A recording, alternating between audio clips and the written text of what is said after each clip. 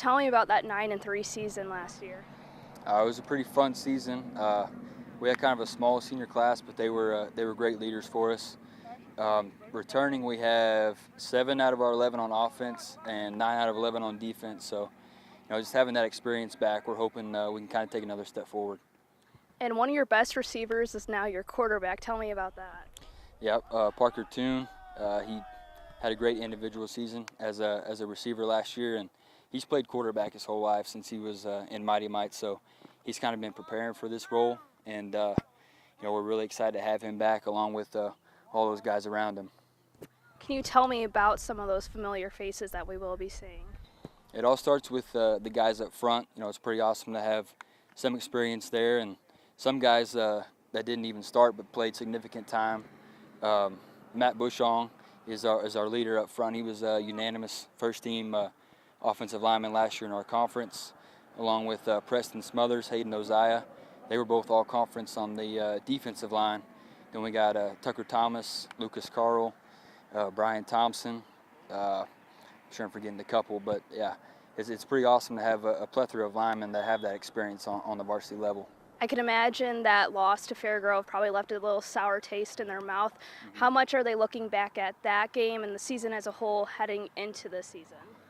Yeah, it's definitely not the way we want it to end. I mean, Fairgrove is a phenomenal team, one of the best teams we've seen in our area in a long time. They were 3 minutes away from a state title, so it's also good for our guys, I think, to see that level of play, because going into the off season, now they know what we have to get to if we want to move on from there. So I think it's definitely driven them. We've had a great off season. I'm really proud of the work all these guys have put in collectively, and I think it is teams like that kind of push you to that. So I think it's a great thing whenever you get to see that competition level and have a lot of guys come back that played against that same team. So yeah, I'm really excited with what we can do this season.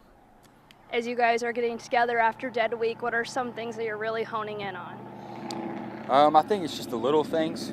We like to preach, discipline, leadership, just mental toughness, all that kind of stuff. Whenever you have older guys like this, it's easy, I think, to slip up in those aspects, and we just try to stay on them, and these guys have done a great job. Like I've said, we had a great off season.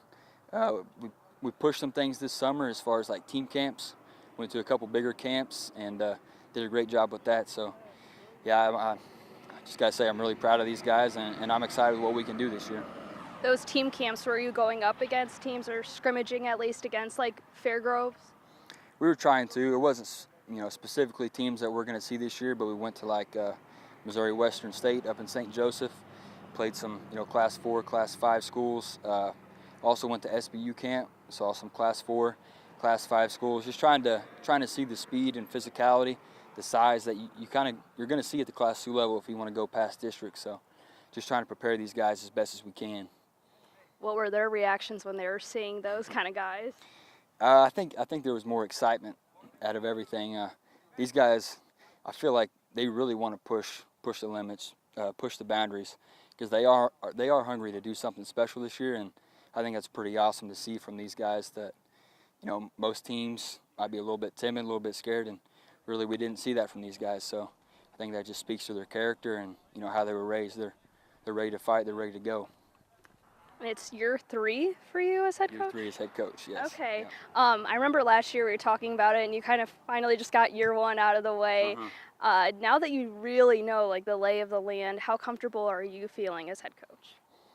I don't know if comfortable is a good word for it, because you just always want to keep getting better, keep pushing, but definitely being able to self-evaluate with the staff and just seeing areas on film. In our losses last year, there was multiple times where we had the lead and we just didn't sustain it by making more mistakes than our opponent, not winning the turnover battle.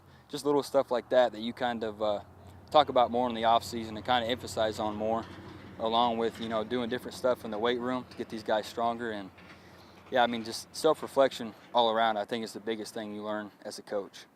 So are those the things that you're kind of looking at, especially since you've had 2 winning seasons? It's like you're seeing the success, you're just building upon it now. Yeah, I think so. And just it's really a mindset.